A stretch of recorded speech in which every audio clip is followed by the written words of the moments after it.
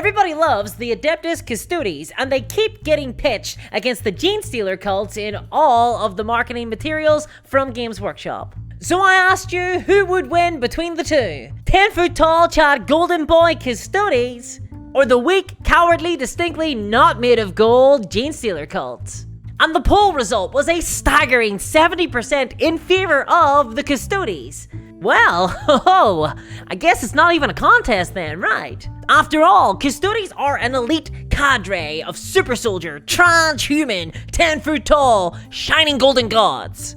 And they are armed with the most powerful weapons available to the Imperium. And each one was personally created by the Emperor of Mankind himself, all for the sole purpose of kicking ass and taking names.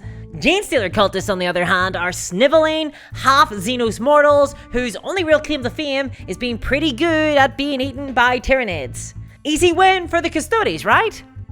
No. Complete opposite, in fact. Genestealers would easily defeat the Custodes. They'd win every single time. It's not a competition at all. Don't believe me? Well, let's settle this in a 1v1 deathmatch. Not between you and me, because you would likely win that one. No, let's have the Custodes go up against the Genestealer cults, and for fun, let's set it on Terra, where the Shadow Throne box is set.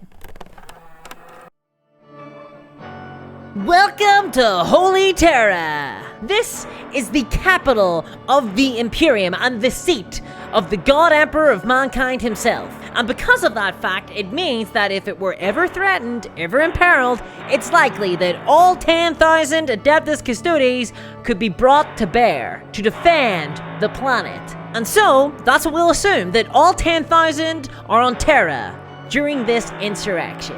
But it also means that the Imperium cannot simply blow up the planet in response to an infestation, because, you know, it's the Imperium. That's kind of the thing that they do. Now remember, Terra is an old planet. I mean, you ought to know you're standing on her. And so it has a huge population of 16 trillion people. That's a whole lot of soil and green. And having so many people on the planet means that there is a lot of ships required to supply them. Especially considering the fact that Terra is so highly developed that it makes Necromunda look like a rural backwater. There's no oceans left. You're not growing avocados. We did not sort out global warming in this setting. So these ships, how many? Well, according to my calculations, we're gonna need around 4,600 every single day, each one about the size of Gibraltar, and this is just for food and water. It's not including any other materials. Calculations are in the description. And if just one of those single ships have a Genestealer on board and make it through Imperial security, oh baby, we got problems. And this isn't a tough feat. Pure strain Genestealers were literally bred by the Tyranids for this purpose, to infiltrate human society. They can even cling in the outside of ships and survive in the vacuum of space. The odds are that at least one's gonna get through Imperial security. It only takes one tired guardsman. So, what happens then when a Genestealer gets planetside? Well, firstly, they're gonna need to find somebody to implant. I can't find much more details than that, and frankly, I don't want to. And once somebody is implanted by the Genestealer, they become part of what is known as the Broodmind. This is a powerful psychic link. Welcome to Tyranid Radio, coming to you live from the bleak darkness of space. And once you're tuned in, there's no tuning out. And these first few unlucky victims of the pure strain Genestealer are known as the 0th generation. And they are physically indistinguishable from other humans. The only difference is that they're tuned into the Broodmind, and therefore they have this mental compulsion to serve the Genestealer, or as they will now refer to them as, the Patriarch. And this manifests as a biological urge to go out, seek more converts, bring them to the Genestealer in order for them to be implanted as well, thus spreading the Genestealer curse throughout the human population. And the thing to remember about these Generation Zero cultists is that they're not zombies. They still retain their memories and personalities. They just seek to do the Broodmind's will. So, let's say you're down at the club, getting your groove on to some bolt thrower. Hell yeah, you might think, this is my scene. shotguns, kazoos, and a mosh pit hard enough to serve up tomorrow's corpse starch. Oh yeah, but oh no. Looks like you've had one amasac too many. Where's the bathroom around here? Well, it's likely a dark corner or an alleyway. I don't think the Imperium really does indoor plumbing for a lot of places. So you saddle off and bam, you just got stealed. Next thing you know, you're waking up in your hob unit with a splitting headache and a real wholesome desire to settle down and start a big old family. So you do. You find a suitable partner and you settle down for some suburban house and garden. Until you take your partner over to that abandoned warehouse over on Sunnyside to meet a little friend of yours. He goes by the name of Paddy Magoo, but to you he goes by the Patriarch. Much more frightening than Paddy Magoo. And it might be a little bit awkward at first, but after their implantation, why, they think that the Patriarch is just as swell as you do. And just like you, your partner now also wants to make Paddy Magoo pretty happy. I gotta stop calling this thing Paddy Magoo. It really destroys its threat. That's the last time I'm gonna call it Paddy Magoo, honest. And why did you do this? You don't know, you just want to make the Patriarch happy. You think it's real swell, and once your partner's been implanted, so do they. And so before you know it, you're both bringing your pals, your family, your workmates, everyone you can, including their kids, over to the warehouse to see your friend. Or maybe you're hosting poker nights with a surprise Genestealer guest. Or why not a sleepover for the kids? And all of them will become implanted by the Patriarch. Welcome to the cult. And suddenly there's a secret crew of all of us settling down, having kids. We're going for those big promotions at work and getting involved in our local community. Maybe we're helping out at the corner bar or joining the local rat bashing society. All of which will provide us with many opportunities to spread the word of the Patriarch and the seed, mostly the seed. And importantly, anyone who isn't infected will not notice that we're causing any trouble at all. You're basically Ned Flanders. And once you start getting these areas infected, this is where it really gets out of hand. See, this here is the real danger of the Genestealer infestation. It's not the big, scary monsters, it's how fast this spreads. An infection, an indoctrination only requires a human to be exposed to the Patriarch for like 15 minutes. So think about how many patients an Adeptus Orthodontus sees every single day. They could arrange for plenty of people to be exposed. And don't worry, there's no rush here. All of this infiltration is taking place over decades. We have all the time in the world. The risk of being found is minuscule. We're model citizens. There's no reason to suspect us of anything. So I guess I should probably take off this punk gear then, huh? But here's the real kicker. Our kids are infected as well. This whole liking the Patriarch thing is hereditary. It's passing down in the genes. And also, by the by, our kids are really ugly. I'm sorry, they're little monsters. But to us, they're beautiful. They have taken on some of the appearance of the Star Children. Aww. Just, don't show your baby pictures at work. And hey, look. There's nothing stopping us from starting our own little Imperial church here either. Hey, we just want to celebrate the divinity of the Emperor. This would allow our cult to proselytize openly and actively recruit. It wouldn't be long until we start finding new members. And, we could hold some mass celebrations, which, could become mass infection events. Just think about how easy this would be. You would have a population of devoutly religious people primed and excited for visions from the Holy Emperor. And they're probably taking a copious amount of drugs. All we do is lock the doors of the church for our nightly worship, and in the evening, in the dark, each member is visited by an apparition, a four-armed rendition of the Emperor, and each one falls in supplication to them. This is what they wanted. This is a holy vision. None would seek to resist or fight back. They would be primed for this experience. And then each one present would return home with the Genestealer strain within them. And let me tell ya, these mass infections could be real big. To give you a bit of an idea, organizations like the Unification Church regularly hold weddings of 3,000 couples or more at a time. So imagine it. 3,000 couples go on to form 3,000 families, all carrying the Genestealer DNA. And picture one of these happening every few weeks, every few months. Wow. We're on a roll here, bud. We really got something going. Within a year, you will have 72,000 infected individuals, starting 36,000 families. That's at least 36,000 more new little four-armed tykes. And that's the first year. This is a long-term project. By year 5, there is 1 million secret adherents to the four-armed emperor. Now this of course is a really small proportion of the 16 trillion people living in Holy Terra, but it is 100 times more people than there are Adeptus Custodes. And after 15 years, we get 3 million.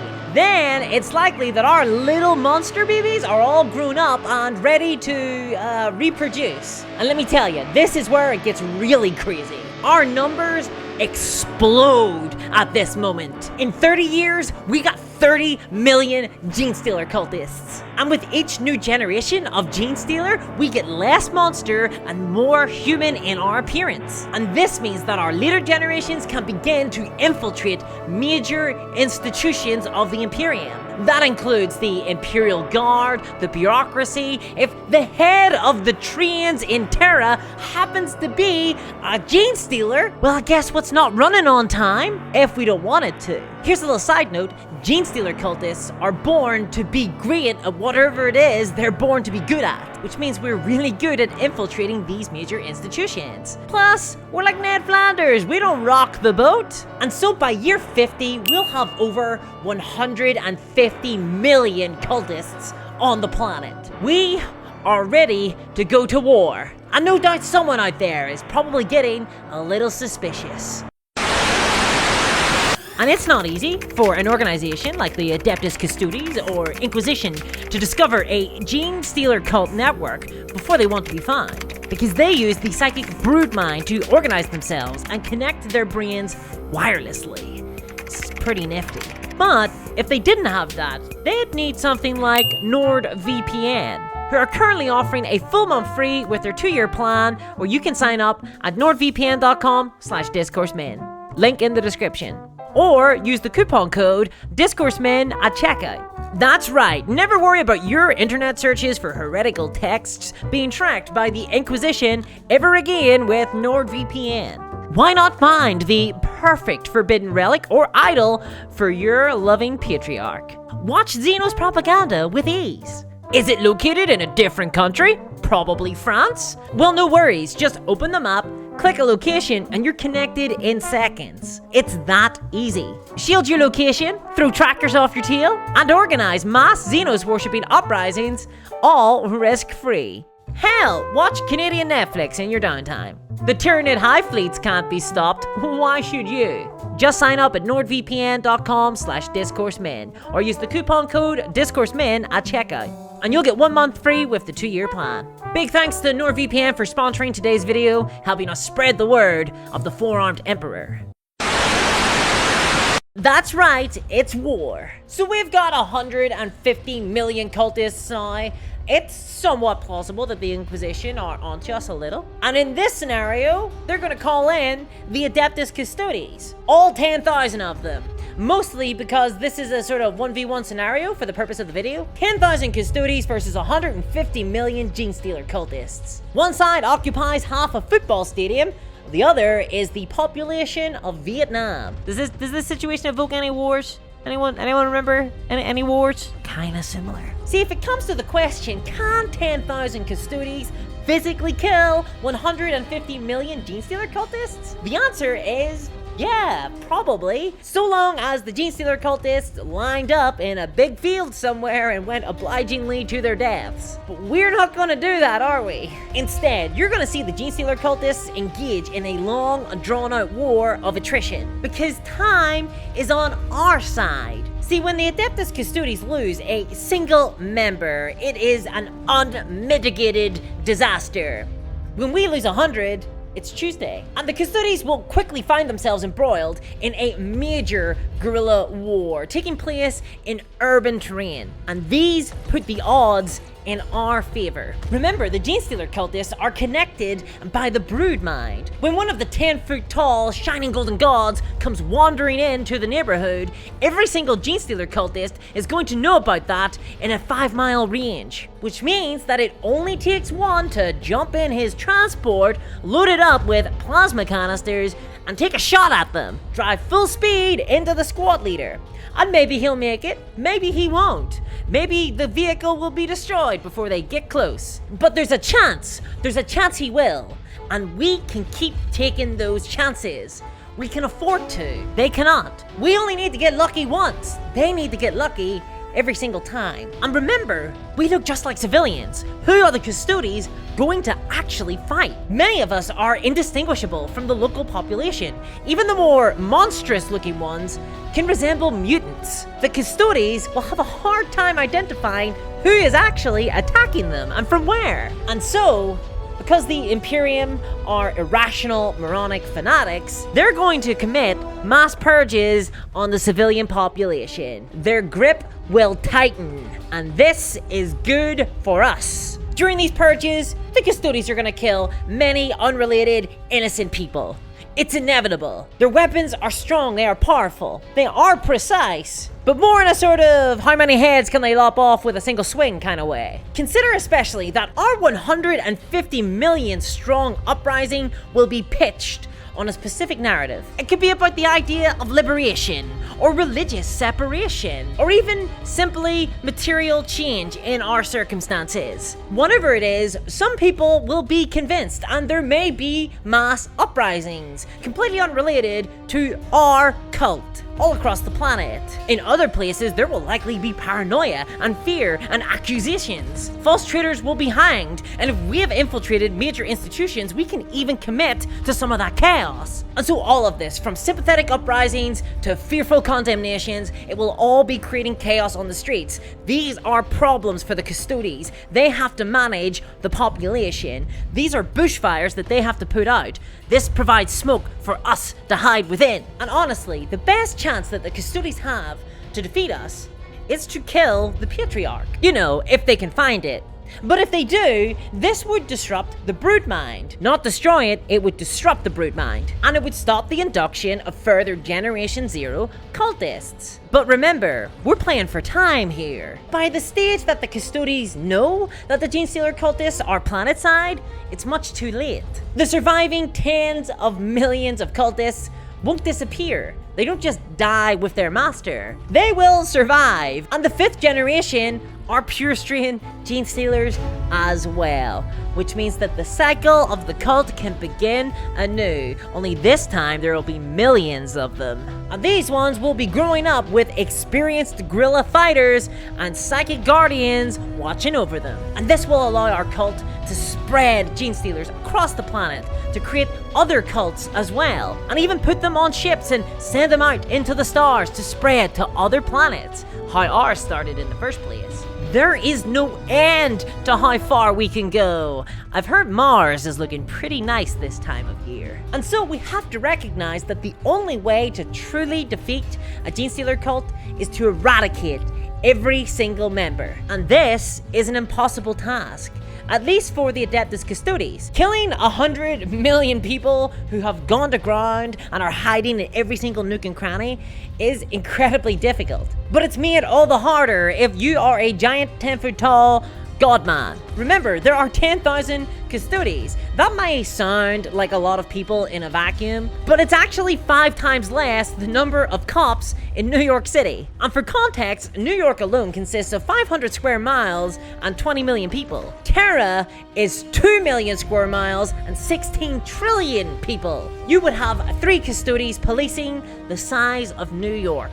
Yikes. And while the custodies need to wipe out every single member of the Genestealer cult, the Genestealer cultists just need to wait. By the 5th generation, pure strain Genestealers are being born by the million. And then a Tyranid High Fleet will probably show up and eat the planet anyway. Victory for us, even though we don't really know that's the plan. Pyrrhic victory, still gonna own it. So if we were to model this conflict as a tabletop game, the board itself would be a mile long, and the Custodes player would have a single model, and they'd have to deploy first. Then the Genestealer cultists would deploy all of their models, and their numbers would double every single round. And for the Custodes player to win, they have to kill all of the Genestealer cult models, and for the Genestealer cult player to win, all they gotta do is wait till the end of round 6. I don't care how good your stats are, you're gonna lose. So yeah, this is hopeless for the Custodes. Seriously, times are tough for the Imperium, but they kind of bring it on themselves. So check out this video if you'd like to see why you would join a Chaos cult if you were living on Necromunda as a great example. And as always, a huge thanks to my patrons for making this content possible, especially my Space Marine captains Stephen Jackson and Earthwormia. I'll catch you next time. Bye-bye! Games Workshop, the land of Est.